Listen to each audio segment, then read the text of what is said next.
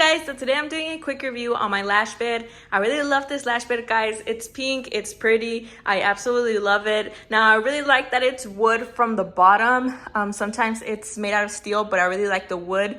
I also like that it has the little knobs here, so you can just literally like twist them, and then you can just slide up the lash bed and you can adjust it that way. I really love it because it makes it much more simpler. Also, it is completely portable, so you can just fold it up. Let me go ahead and show you the sides. So over here on the sides, it has the little handles here, so you can just fold it up and take it wherever you want to in case you have any mobile appointments. It is super comfortable, guys. I've had many people that come in for their appointments and they are pretty heavy and they still feel very comfortable. So I really like that.